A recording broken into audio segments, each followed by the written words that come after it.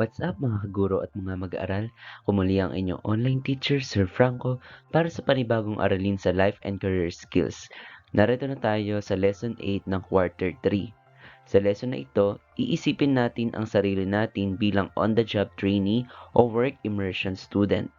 Hindi lang basta pasok, trabaho, uwi ang usapan dito, kundi kung paano kakikilos, mag-iisip at gagamit ng resources sa totoong workplace. Sa lesson na ito, pag-uusapan natin kung paano magiging maayos at epektibong empleyado sa workplace.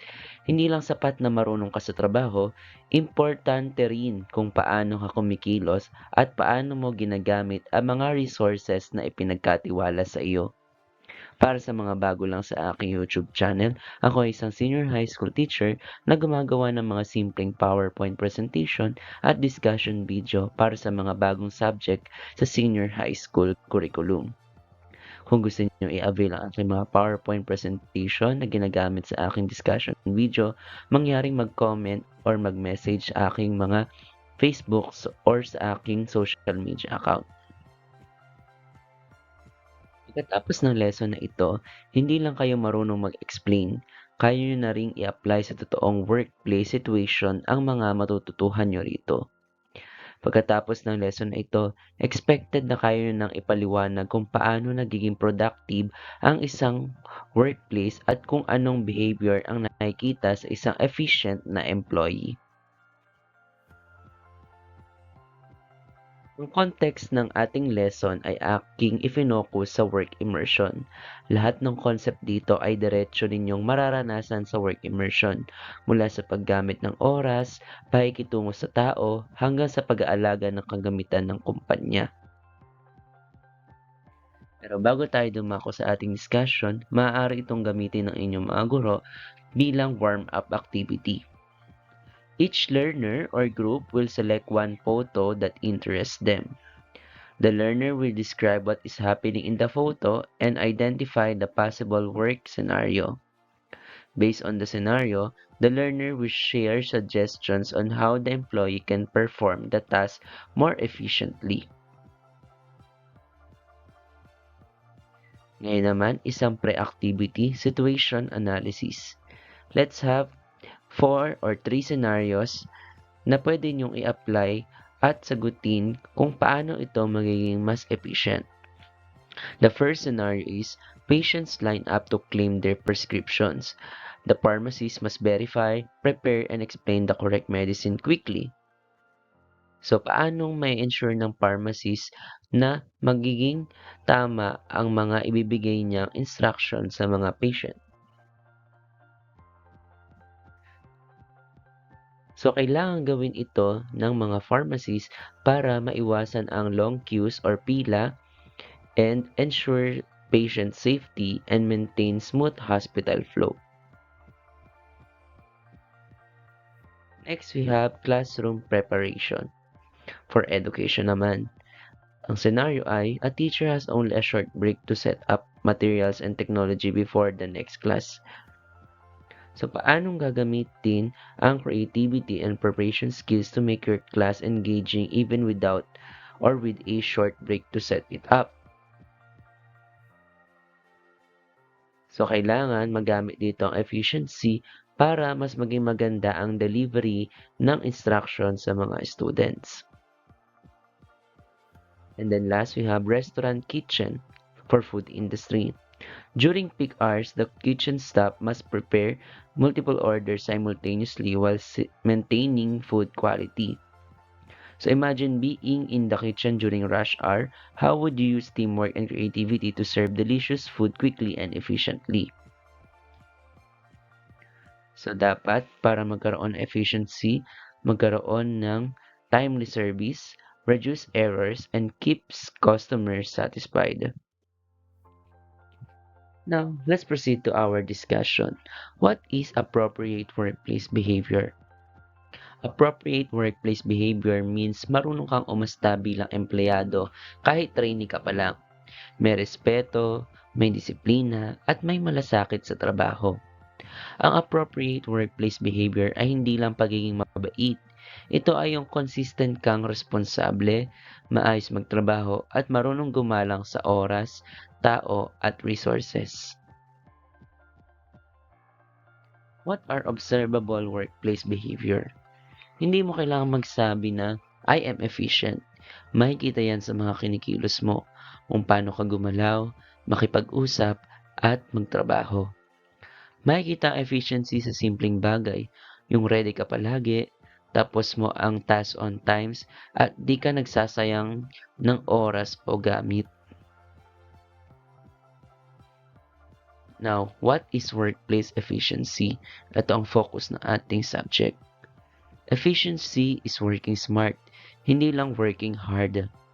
Hindi palaging pagod ang sukatan, yung resulta. Efficiency means ginagawa mo ang trabaho ng tama, mabilis at hindi magastos sa oras man o sa resources. Now, what is the difference between efficiency and productivity? Kapag maayos ang proseso mo, automatic tataas ang output, kaya magkaugnay ang efficiency at productivity.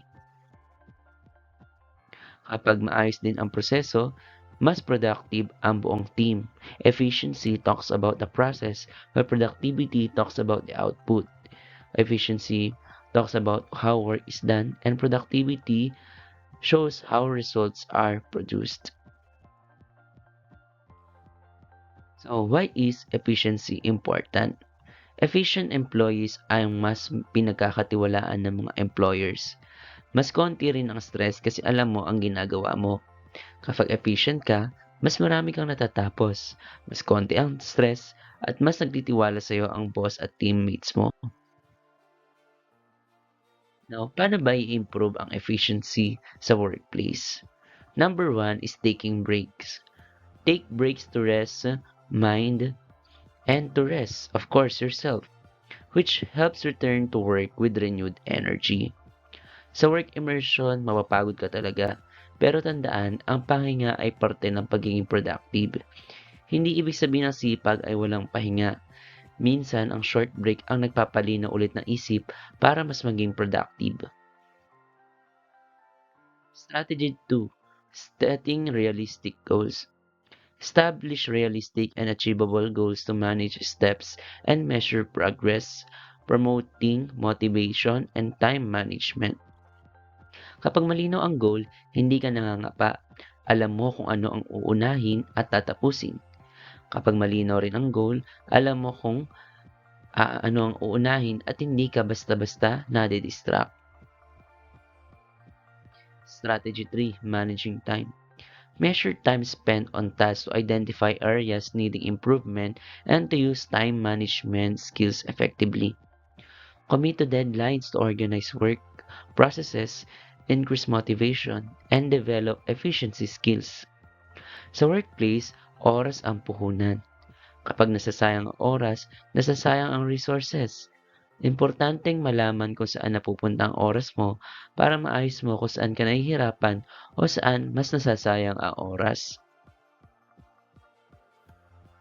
Strategy 4. One task at a time.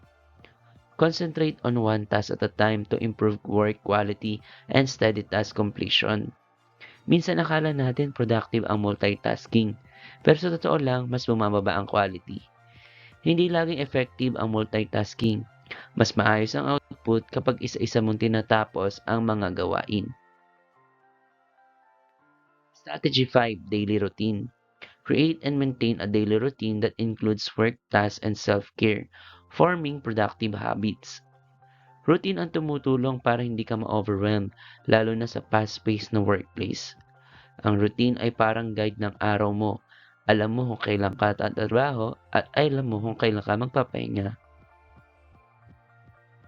Strategy 6. Healthy work environment. Design a relaxing and motivating work environment suited to individual preferences. Kapag maayos ang paligid mo, mas maayos ka ring magtatrabaho. Kapag maayos ang environment, mas maganado ka ring magtrabaho at mas konti ang interruptions. Strategy 7. Teamwork and collaboration. Sa trabaho, hindi pwedeng bahala ka sa buhay mo. Kailangan marunong kang makisama at tumulong. Hindi solo ang mission ng trabaho. Kapag nagtutulungan ng team, mas mabilis at mas maayos ang trabaho. These are other strategies that enhances workplace efficiency. Develop a healthy work-life balance by scheduling work to leave dedicated personal time. Organize to-do list to prioritize tasks and plan action steps which increases motivation and a sense of accomplishment. Minimize interruption and distraction by creating a quiet workspaces and scheduling focused work periods. Seek feedback from managers and team members to gain insights from improvement and develop new efficiency strategies. And create incentives and celebrate accomplishment to boost confidence and motivation. The following are additional workplace efficiency improvement approaches.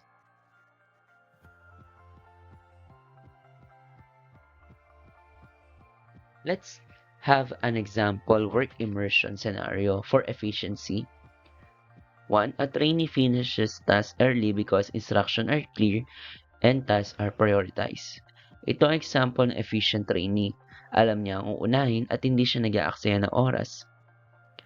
A team finishes tasks early because roles are clear and cooperation strong.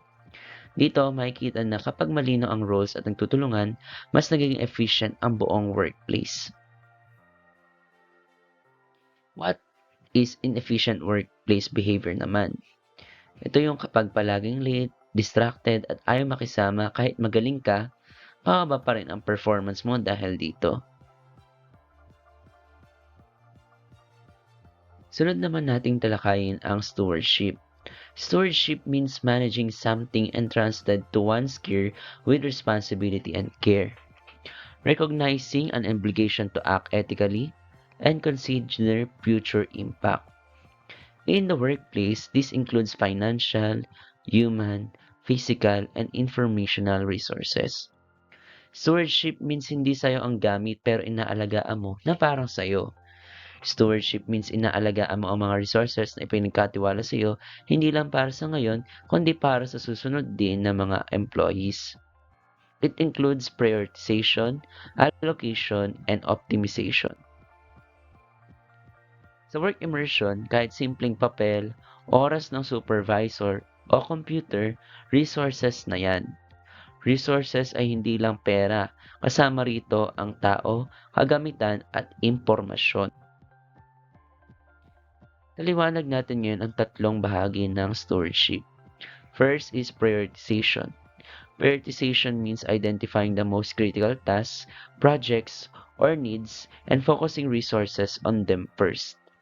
It requires evaluating urgency, importance, and impact to ensure resources are used where they create the most value. Hindi lang trabaho ng urgent. Hindi lahat ng gawain ay pare-pareho ang importance. Ang marunong mag-prioritize, mas nagiging effective. Allocation. Allocation refers to the distribution of available resources to different tasks or departments based on priorities. It involves planning the best use of funds, personnel, materials, and time to fulfill objectives without waste. Allocation is deciding kung saan at kanino ilalagay ang resources para hindi masayang. Allocation ay tungkol sa tamang pagbibigay ng tao, oras at gamit sa tamang gawain. Lastly, optimization. Optimization focuses on maximizing the efficiency and productivity of resources, adjusting workloads, and reallocating resources dynamically to avoid bottlenecks and reduce waste. Optimization means inaayos ang sistema para mas mabilis, mas maayos, at mas tipid. Optimization ay pagsasaayos o pag-aayos ng sistema para masulit ang resources at maiwasan ang sayang. Let's have another work immersion scenario for stewardship topic. First, limited computers are scheduled fairly among trainees. Ito ang magandang example ng prioritization at allocation sa workplace. Second, limited budget is allocated to high priority project first. Ito ang example ng tamang prioritization at allocation kung saan may impact doon inuuna. Now, what are observable efficient behaviors? Ang efficient employee ay hindi na kinakailangang bantayan palagi. May kusa at may pananagutan. Lastly, what is the value of teamwork na kanina pa natin nababanggit? Kapag may teamwork, mas mabilis at mas maayos ang trabaho kapag nagtutulungan. At doon nagtatapos ang ating mahabang discussion about workplace efficiency and stewardship. Now, let's have activities. First, workplace situation analysis. Isipin ninyo, kung kayo ang trainee, ano-ano ang dapat gawin ninyo. I-identify o magsulat ng efficient and inefficient behaviors in given work immersion situations. Dito ay apply ninyo ang mga natutuhan ninyo sa real-life workplace scenarios. Activity 2, Resource Allocation Challenge. So, plan how to use limited time, tools, and manpower. Parang mini manager na kayo rito. Kailangan magdesisyon ng tama. Kailangan nyo mag-isip kung saan pinakamainam ilagay ang resources. Last, team reflection. Discuss how teamwork improves efficiency. Pag-usapan kung paano nakakatulong ang teamwork sa mga naging experience or magiging experience niyo sa work immersion. Now, let's have an assessment. Hindi lang ito exam, ito ay pagkakataon para i-check kung paano nyo gagamitin ang concept sa totoong buhay. First, which behavior best shows workplace efficiency? B, meeting deadlines consistently. 2, prioritization means? C, focusing on important tasks first. Stewardship refers to? C, responsible management of resources. 4, allocation involves? B, distributing resources wisely. 5, optimization focuses on? C, maximizing efficiency. And last, teamwork helps by? Of course, C, improving collaboration. So, for this lesson, these are the key takeaways. Ang pagiging maayos na employee ay nagsisimula sa tamang ugali at tamang paggamit ng resources. Sa huli, ang pagiging efficient at responsable ay hindi lang para sa kumpanya, para rin ito sa inyong personal growth at career success. Bilang closing message, kung sisimulan nyo na ngayon ang tamang workplace behavior, mas magiging handa na kayo sa totoong mundo ng trabaho at sa nalalapit ninyong work immersion. That's it for our discussion video about workplace efficiency and stewardship. Thanks to the development team of this lesson exemplar kung saan ibinase ang ilang bahagi ng discussion video na ito. Once again, ako muli ang inyong online teacher, Sir Franco. Thank you for watching.